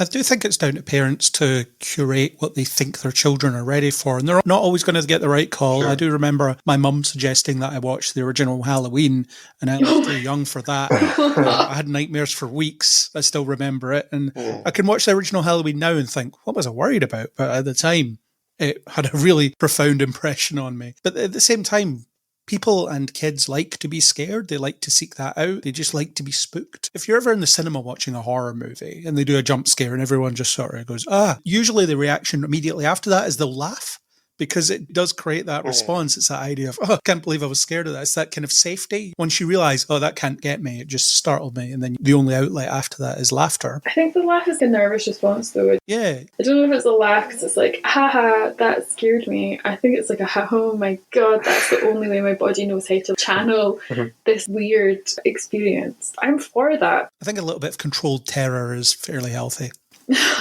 Yeah. Let's come away from terror, though, slightly into oddity. I think everybody would agree that the puppet quality was astounding. I don't think anybody's going to challenge that. But one of the things the Dark Crystal also added in was weirdness, and actually much toned down than it was originally supposed to be. The original music was not an orchestra score, but was, quote, odd. The original story was to be told entirely in an alien language with no subtitles. You were just expected to pick it up from the puppets, the emotion on their face. Oh my God, I think I would have loved that. So I need to ask the question, did anybody think that the Dark Crystal wasn't odd enough and should have kept some of its original ideas? Would anybody like to? It should have kept all its original ideas. How sad to learn that it was modified for us to consume it. I'd much rather have watched it as intended. I think the alien language with no subtitles would have made it impenetrable. That would have been amazing. I don't think it would be beloved if they'd done that. Apparently it was put to test audiences, and the audience said pretty much, WTF? And then they went in and they edited it. You can actually see some of the parts, I saw it on rewatch, that don't add up in editing, because they cut 20 minutes of the film, and there's odd little plot points that don't make sense, like when they're talking about who did or did not break the Dark Crystal. So it seems to have survived well enough if nobody noticed those plot issues, but yeah, they had to completely rebuild it. Did anybody think that the plot didn't make sense in the Dark Crystal? I think it was interesting that there's narration, and I think that comes from that reaction to focus grouping it or to test audiencing it and to say, right, this maybe is impenetrable and we need a way in for audiences. But I thought as we were watching it this time that even the amount of narration and the amount of exposition at the beginning is quite a lot. You get quite a lot to begin with, but then it does come back, and it makes sense when the beings combine and then they speak with the voice of the narrator, so it all kind of ties together. I do like having the narrator. I have to say, I find that storytelling device super nostalgic, super warm. It's like you're being led you're being given a helping hand to follow the story. It's kind of being set out for you. I thought it had a bit of a documentary quality Oh, in the beginning really? of the film when I was watching it. It just felt like the narrator was describing, here's a gelfling, here's how they go about their day. But I love that. It is a really gentle... I'm not saying it was bad. I just got that vibe. I was like, is this a documentary? Is this a Yeah. puppet documentary? But it's not. Just get the AI to do an Attenborough voiceover for it. And I think that's where it would have been really amazing maybe to have had the original language that it was given. Maybe it should be an extra on the DVD. Yeah, I would hope so. But like, you're an observer. You're observing what has happened, and it's a story that you don't know what time it's happened in either, because it is so otherworldly and quite far removed. Imagine the fandom that would have grown out of translating that language. Oh my god, it would have been amazing. I do feel like we've been denied. I mean, I think it is a special movie. It is magical. It is magical. It was magical. And let's continue that magic with the second and final game. This is something that hopefully everybody can take a guess at. You don't have to be a personality. This is a simple 12 questions, finger on the buzzer. Shout out your character name, though. Oh, what? So you have to shout out Didymus, and Angus has to shout out Jareth, Oh. Okay. and Craig has to shout out Hoggle, and the first person I actually hear gets to answer. What if I shout Hoggle by accident? I feel like Hoggle's on the brain. Hoggle. Oh. Damn. Oh, maybe I'll just do that. Whether I know the answer or not. Well, you can answer or not, yeah. Hoggle. Yeah. That's all I'm going to do. I'm just going to say Hoggle. Hot seat. This was a way of using my research, so I'm subjecting you to this just so I can make the many, many, many hours online I spent worthwhile. Okay, great. Open question is pretty much aimed at Hoggle, but anybody could get it. Which Star Trek Next Generation actor was almost in the labyrinth? Hoggle. Okay, Craig may answer. I don't know. I'm just going to say Jonathan Frakes. Incorrect. Would Jareth. anyone like to guess? Jareth. I'm going to guess Patrick Stewart. It's not Patrick Stewart. Didymus. Didymus is there. What's Star Wars, Star Trek Generation Okay. next? I give you a hint. Not bridge crew. Technically not bridge crew, even though person would have been perfectly happy on the bridge, having enough rank to be there. Oh, what? Oh, But technically not bridge crew. Whoopi Goldberg. Hoggle, Gates McFadden. It was Gates McFadden. Yes, that was a bit too easy, so it's only half a point for that. Hoggle, Hoggle, Hoggle. Technically accurate, she was on the bridge sometimes. She was allowed on the bridge. She had the rank to be on the bridge, but technically not. And she captained the ship a couple of times. Everybody did that. It just right. Question 2. Beyond starring Muppet-like actors, what does Labyrinth share with Star Wars? Oh, Didymus. Didymus? Kenny Baker and Yoda. Beyond Muppet actors. You can't have the Muppets. That's too easy. Oh, Hoggle, George Lucas. It is George Lucas. 1.5 points. Right. This is also a Hoggle question, if ever there was one. The music video for Underground was directed by the same person as the film adaptation of which famous 80s children's TV show? Name another kid's cartoon. Sorry, name a kid's cartoon. Didymus. Didymus? The Gummy Bears? It's not the Gummy Bears. I'll give you a clue. Jareth has already mentioned this on the podcast so far. The Gummy Bears? He did not mention Gummy Bears. Hoggle, Teenage Mutant Ninja Turtles. It was Teenage Mutant Ninja Turtles. Oh, As Jareth brought up. I'm killing it. damn it. Damn it. I can't remember how he did, but he did bring it up. I would think it was to do with puppeteering and Puppets. People in Puppets and uncomfortable eyes. costumes. Sweaty costumes. Oh, good link. Speaking of uncomfortable costumes, how many tons of rubber were needed to create the puppets of the world of the Dark Crystal? Didymus. Didymus? 37,000. That's too many tons. That's far too many tons. We're already in the thousands, so you can afford to take that bit out. what's heavier, a ton of rubber or a ton of feathers? Ton of Gothram. Jareth, 2 tons. 2 tons. I'll give this to the closest person. Hoggle, give me a number. I'm definitely going to win this. 9 tons. 9 is exactly correct. Oh my- Well done.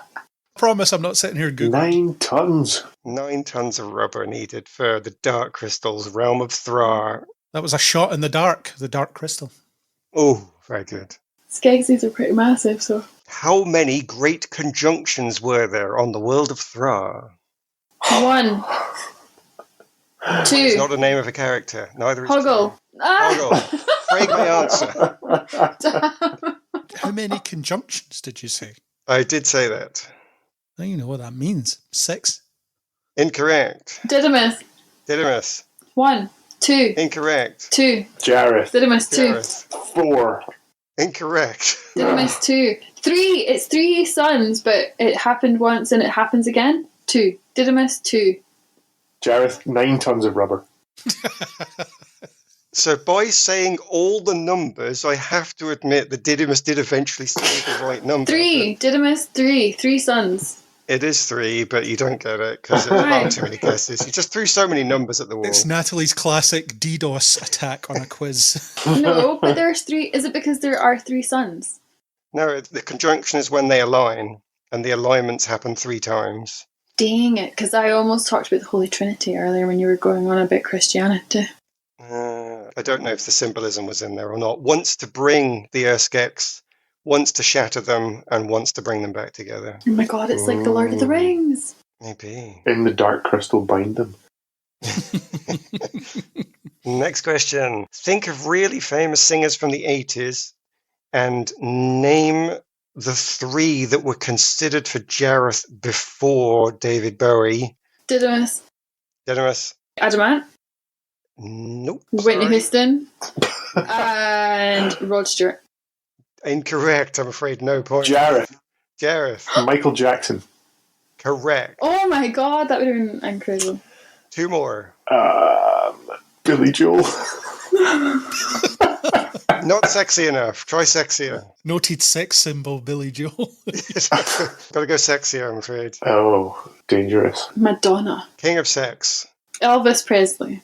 He was alive at the time. Well, actually, Elvis was alive in the 80s, but somebody younger than that who was alive at the time. Mark Bolan was also deceased. Nope. Bruce Pass. Springsteen.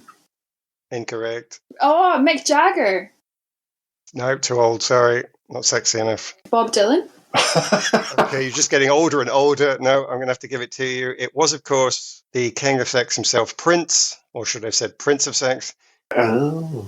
Oh, Prince. and Sting. Sting was also considered. Sting, that would have been a weird one. Sting was in a few movies around that time, wasn't he? It was, yeah. Nonetheless, you get a point for Michael Jackson, so you're on the board. Damn, I can't believe we got nothing for Whitney Houston. Could have been Rick Astley.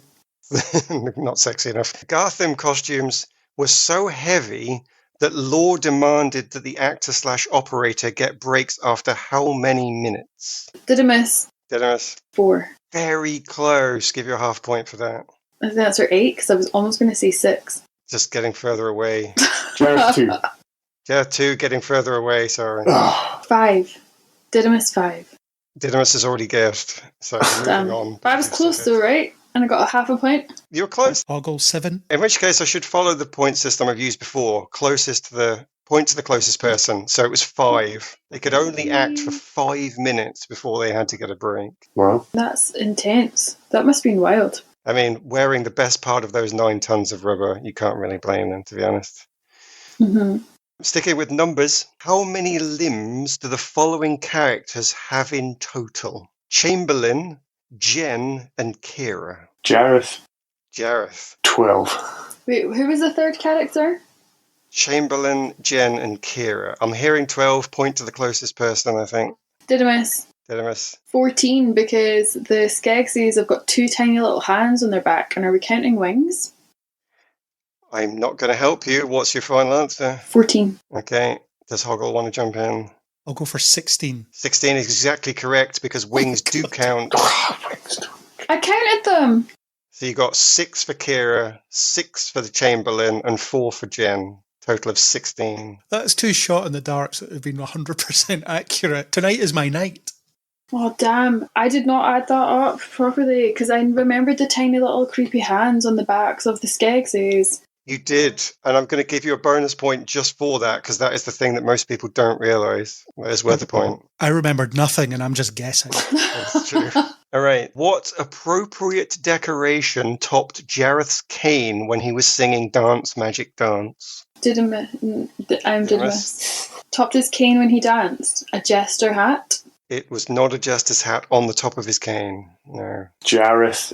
A crystal ball. Suitable for his role, his character, but no, this was closer to what he was as a person in the real world, so not crystal ball. Didymus. Microphone?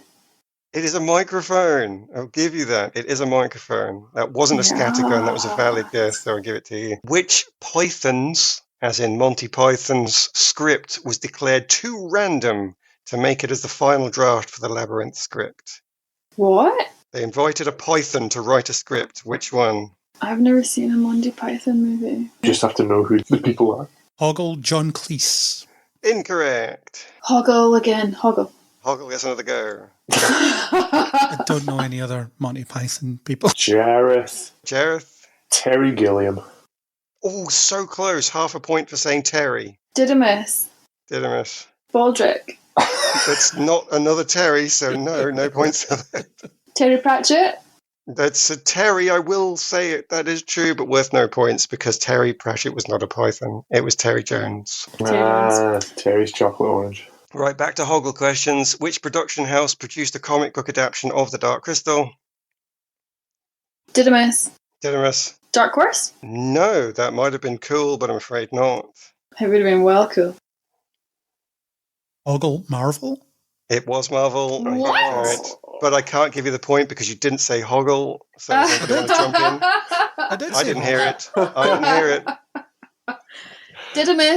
Didymus. Marvel. I'm giving you the point, yeah. I demand a recount. I definitely said Hoggle. I'm glad you said demand a recount instead of the other thing. I was trying to make somebody say the other thing. I was being What's the other thing? No, I can't say it. Whose baby acted the part of Toby? Was it Jim Henson's baby, George Lucas's baby, Brian Froud's baby, or Elaine May's baby? Hoggle Jim Henson? Hoggle is wrong. Didymus. Elaine, because I don't know who that is. She was the person who fixed the script in the end after she was given about 100 scripts to put together and finally turn it into something actually usable, but it was not her. Jareth, option C. Option C is correct. It was in fact option C. Brian Froud's son, Toby. Brian Froud. Toby Froud. Brian Froud. I do remember Toby his played name. Toby. I remember seeing Brian Froud's name on the screen and thinking, who's that? Final question. Probably the easiest of all of them for those of us here Didymus. in Britain. Didymus. No, I take it back. No, you can't. You have to give me an answer. The Crystal Skull. I really wanted to say correct, but that's not even in the film, so I can't. Jareth. Number one. Number one. There isn't a multiple choice option. It was worth going for. No, I thought you were going to ask where in the charts did Magic Dance. No, this is much easier than that. Would Hoggle like a random guess in the dark? No, I will wait to hear the question. Going to wait to hear the question. Very sensible. Which singer-performer does Labyrinth share with Red Dwarf? Oh, I thought this was more well-known than that, actually. Is Red Dwarf? What singer?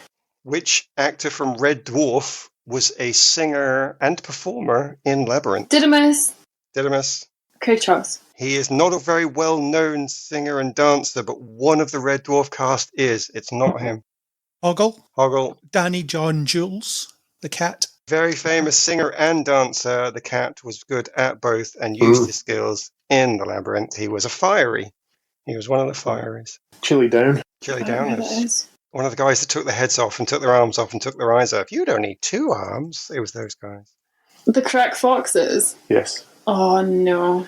I think we have to give that to Hoggle. I have no idea who won the quotes thing, I'm afraid. That's been so long ago now, I'm lost completely. That was me! I won it! Oh, we're totally lost in the Labyrinth. I never made it out, but I'm glad you I don't usually win things, so when that happens, I remember. Fair enough. Two of you have even escaped the Labyrinth then. The last point of conversation for us then is the other points of interest, just in case we miss something very vital on here. Have I missed the thing that people loved out of this? We've not talked about Aughra. Say me something about Aughra, please. She's a strong purple hag. Just mystical. I noticed this time that she has visible nipples. Oh yeah, she does. Blimey. And I was crediting the amount of detail that went into that puppet. Somebody, some puppeteer or someone who creates these things had to decide to give her nipples. People have nipples. Oh, it's the Batman controversy all over again. Yeah. Nipples exist, and that's okay. It's very natural. That's fair enough. I will throw at you then one of my points. I thought that the reason I'm into darker stories than perhaps Craig and Isaac on this podcast is because I came from a youth filled with darker stories. Do we think that modern fantasy is less dark now than it was before? I think modern fantasy is less existent than it was before. Fair enough. So I don't know. I don't really have kids myself to answer that. I wonder if the kids' shows are just nicer to them. I mean, people always talk about hiding behind the sofa when the Daleks came on. People talk about being scared of the Dark Crystal. Is there anything out there now that would get the kids to hide behind the sofa? Real life. Real life. The cost of living crisis. That bothers your average 9-year-old, does it? The cost of living? Yeah, I think it does. Okay. Might do if they get less presents at Christmas. I suppose. That's very middle class, that is. I think maybe, but I also think that the way that we consume media has changed so much since we were that age where we were watching these movies. So I don't know if people now get shorter things, longer things, lots of choice to pick and choose. There's definitely a thing where you would just sit down in front of a TV and watch whatever was on, because I think kids nowadays would change and choose and pick whatever. Back in the day, I remember things being on and being like, well, I guess I'm going to watch it because it's the only thing that's on. And then we would be absolutely traumatized. But I do think things are handled in a different way. And I'm thinking because we were at a 1-year-old's birthday party on Sunday, and the 1-year-old's older sister was mimicking anxiety because of Inside Out 2, which I've not seen, but got guts to also pretend to be anxiety while their granny pretended to be fear. And I was like, this is a really weird way to approach it, but I guess it's a really healthy way to approach feelings and things like that. I did not expect to be discussing nostalgia and ennui with a 4-year-old. Weird, right? Yeah. She's 4 and she was mimicking anxiety and fear and whatever else embarrassment. And I don't know, I feel like things are maybe more carefully curated to an extent. I say that, but then how we engage with that media has changed so much. I don't know what the answer is. I don't think we have stories like that so much anymore, or they exist and we don't see them because there's so much out there. That's possible. Fair enough. I do wonder if there aren't stories like this out there, though. What's happened to our villains? I mean, at the moment, the major production houses are going through a very big series of making villains sympathetic. That's the most common thing you can do. I mean, it didn't start now. It goes back to Wicked and so on, and potentially well before that. But there doesn't seem to be an evil villain in it anymore. They have to be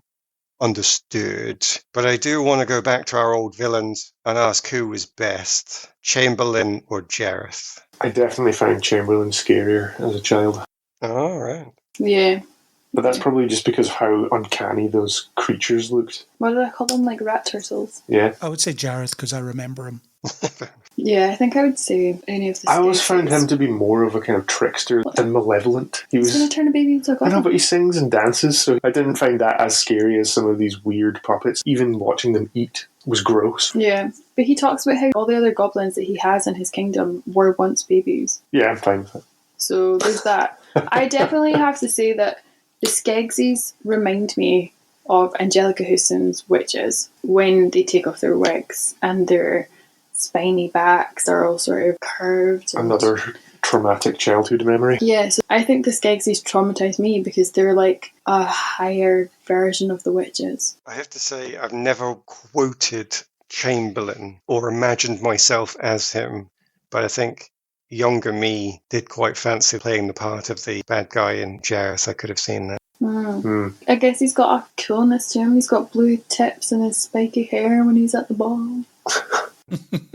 whatever that would say about me. How about the heroes then? Jen or Sarah? I think it's no contest myself, but I got to give it to you. For me, it'd be Sarah because she actually has personality and you can relate to her journey that she goes on throughout the film towards being dragged kicking and screaming into adulthood and the lessons she learns and all those things, whereas I found Jen quite bland. He's on a noble quest.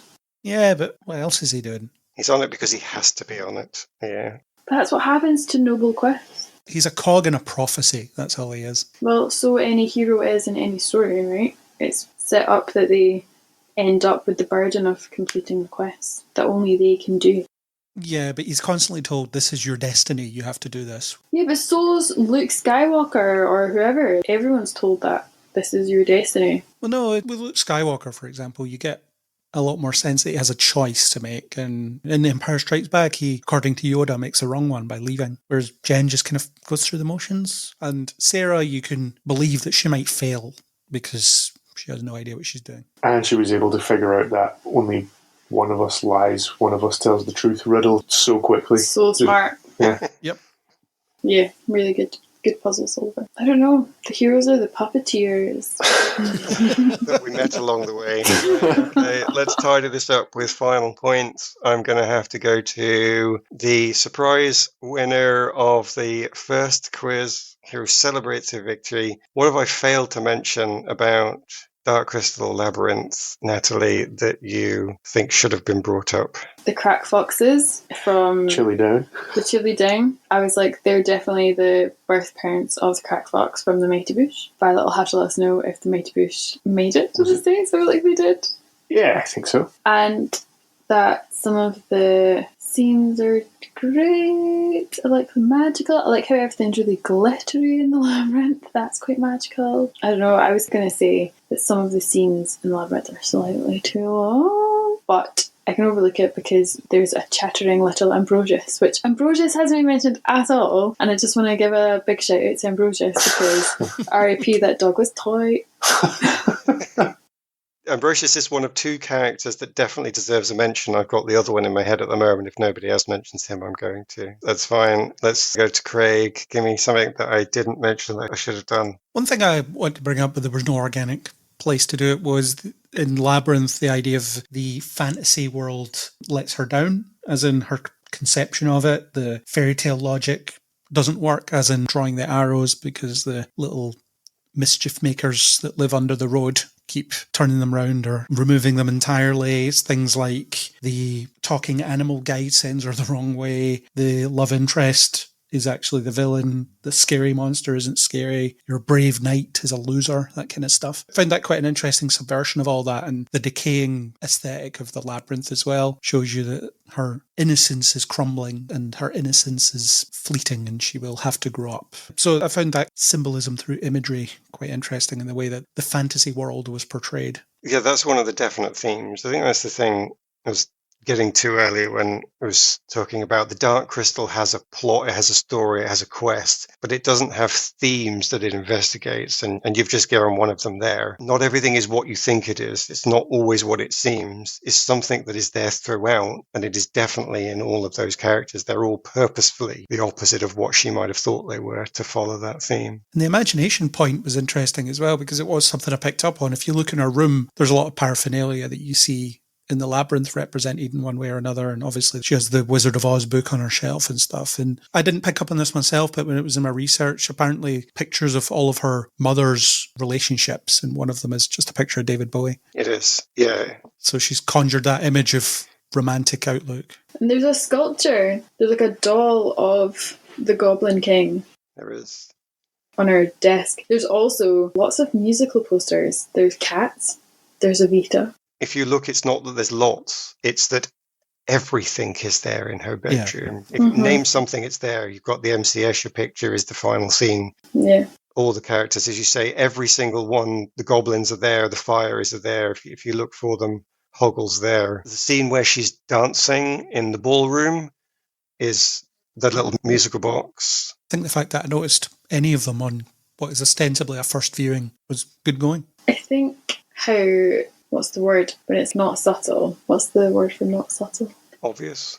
Unsubtle? Yeah, when it's so obvious, I think that planting of things to make us think that it was just a dream, almost like in The Wizard of Oz when it's like, you were there and then you were there and blah, blah, blah. I think I liked the film more when I was younger, maybe when it felt more ambiguous because I hadn't picked up on those things. And I think seeing them all represented Or and maybe thinking, subconsciously you were seeing them. yeah, but I think being really aware of every single thing that appears in the labyrinth being tied back to something present in her room. I feel a little bit about that. I actually really like that. I find a lot of the stuff I watch at the moment, and I might be watching the wrong stuff, is full of exposition. Now, the Dark Crystal had its exposition, I can't deny it, but I do feel like the art of storytelling has gone away and been replaced by the art of cool. There's lots of stuff, especially Marvel stuff. If the characters are being cool, then it's considered good. And I can't deny that that's something the audience wants.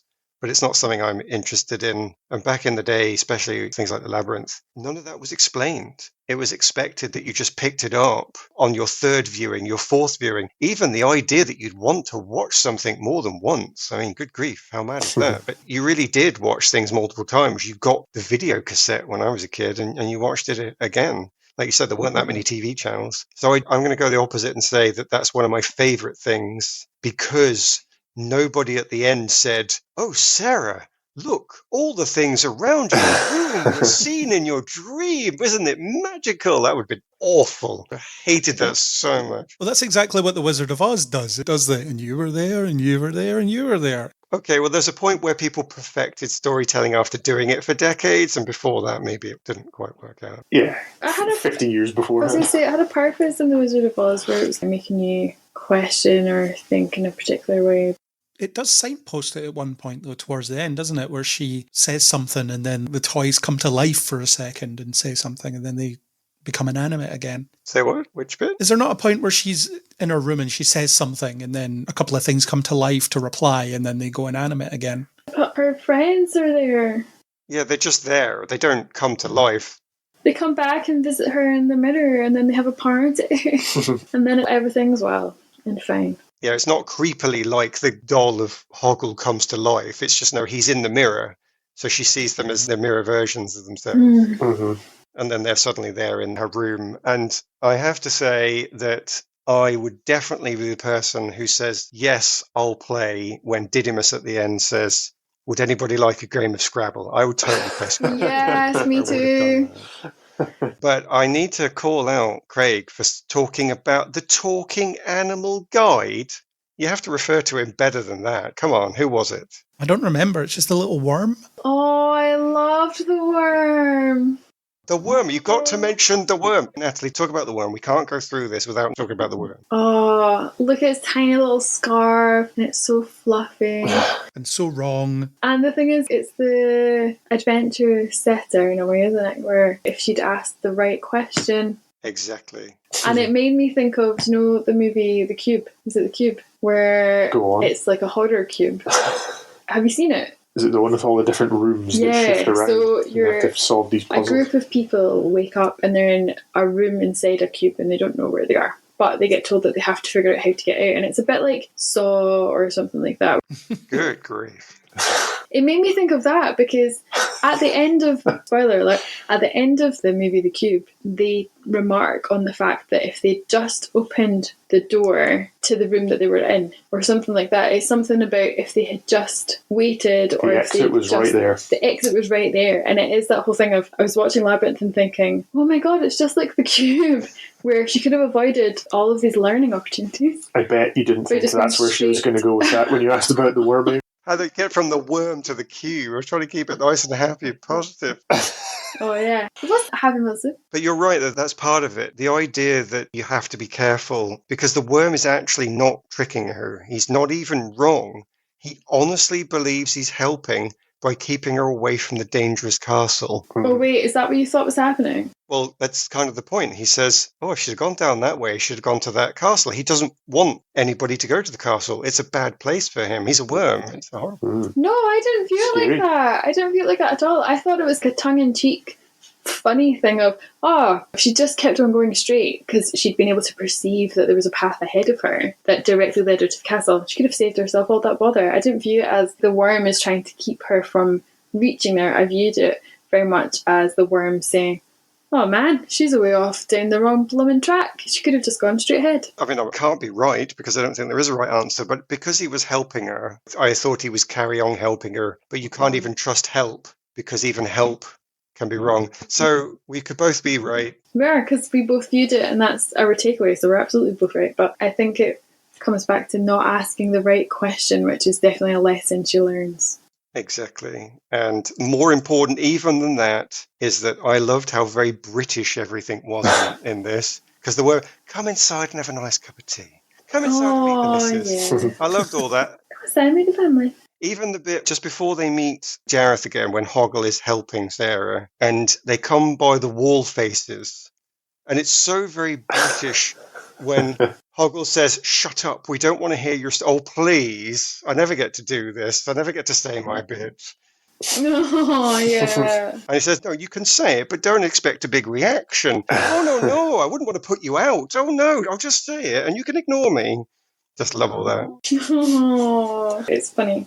But we had to get the worm in there. I'm glad we did that. Leaving us only with Angus's thoughts on what did I miss, what did I not bring up. Well, I think we've done a good job of covering both films. I would just like to recommend the board game of Labyrinth, which we have. Sometimes games based on films or based on kids' movies don't really do them justice, but I actually think it's a really good version of what it would be like if you were traversing the labyrinth as well. You come across all sorts of different things that Sarah does in the film, and I think it feels at sometimes like it's, I'm not going to say the magic words, it's not fair. But that's part of it, I suppose, and it's a bit like Snakes and Ladders or Chutes and Ladders for our American friends, that you can go all the way back to the beginning if you stand on the wrong stone. It's good fun. And you can only win by reciting in full the quote from the story of the Labyrinth. Indeed. So if you haven't tried it, give it a go. Yeah. And there's another game called Labyrinth, which is a German version or something from the 80s, where you have to go and get treasure and ghosts. And but that's not related to Labyrinth, the movie, or the Dark Crystal. And then there's the Del Toro film Pan's Labyrinth. I know, and I was thinking about that. Which also has nothing to do with this. But I think it does, because it's got dark retelling. It's got the removable eyes. I did think oh, about yeah, it's crossover earlier. between Dark Crystal and Labyrinth. We didn't talk about how Papa Roach were right when they said the things you own you, because I definitely thought of that when Sarah gets drawn back into an imitation of her room, or a version of her room, and then she's told to stay there with all of the precious objects that she's had from her life. She's lumped with all her baggage from childhood. I was going to end this on saying we've all managed to escape the labyrinth of our imaginations, but you have all three proved that no, you're all still trapped in your imaginations, in your own labyrinths, and we've not managed to get out of it at all. However, hopefully, we've done justice enough to do Violet proud, or at least keep her slightly happy. I hope we've caught most of what she would have liked to have heard. She can comment back. I will then say that's our discussion of both the Labyrinth and the Dark Crystal. That leaves me only to say thanks to Canote, or Canote, I apologise for saying that right or wrong, Lena Hall Obsessed for the supplied music, and Isaac for the artwork. If you like what you heard, please hit subscribe on Apple Podcasts, Spotify, or anywhere you get your podcasts. If on Apple Podcasts or anywhere you can rate us, please leave a rating and a comment. I'm going to ask Natalie what rating she would like, because I don't trust Craig. Stars. Stars. Stars from the skies, digitized. 5. We want that. We want stars from the skies. That's what we want. Please stand those. If you want to discuss any form of Muppet-based cinema with us, then you can get us on Facebook, X, or Blue Sky, which I have never heard of, but hopefully somebody has. You can also leave a comment on neilbeforeblog.co.uk and join our community on Discord even. For a more in-depth analysis of all your favourite nerdy things, interviews, a monthly news podcast, join us next time on Neil Before Pod. And I'd just like to close by thanking Violet very sincerely for all of the support over the past however long it's been. It is very much appreciated, and I hope you enjoyed your episode that you chose and challenged us to deliver. Merci beaucoup. Thank you, Violet. Thank you.